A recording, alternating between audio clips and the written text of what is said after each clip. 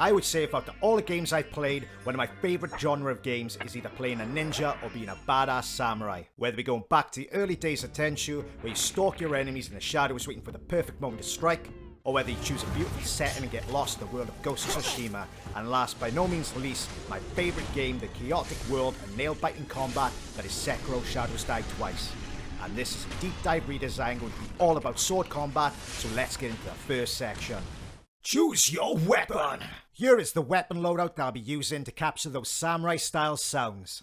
For the glistening sound of the samurai sword, we're going to use 3 items. A pair of gardening trowels, 2 metal spatulas, and a kitchen knife. That's got a knife. That's a knife. Now it's time to start scraping and hitting the trowels and spatulas to get those shimmering sword strikes.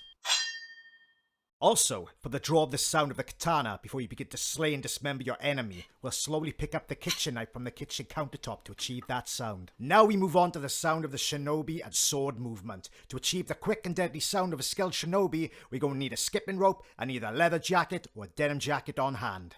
For the movement of the katana, I decide on swinging a skipping rope to get those killer strikes. For the movement of our silent shinobi, I decide on rustling around a denim jacket in different variations to get those silent movements. Nice.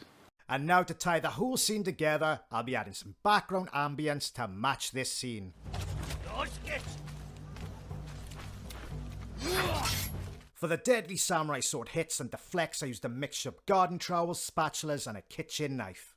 For the stealthy movement of our shinobi and katana, I use a mixture of the denim jacket and skipping rope.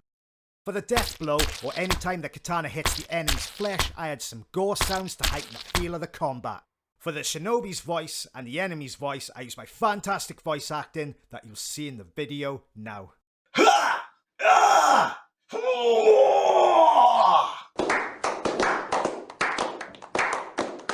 And for the background ambience, I was very lucky to have a talkative owl and some bustling wind from my garden. For the processing, I decided to go light and not use too much, as I liked how natural everything started to sound, and how well it started to fit within the scene.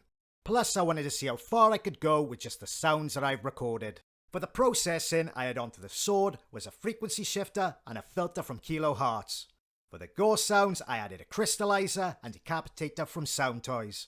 I also added a reverb bus where I sent all the sounds I recorded to match the outdoor ambience. And the reverb that I used was Fab Filter Pro R. And here's how it sounds when it's all brought together. Yeah!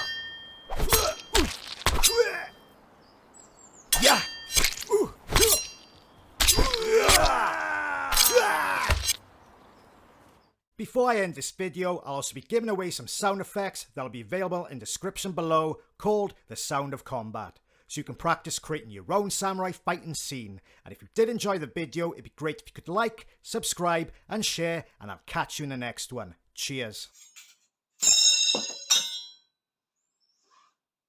Nice.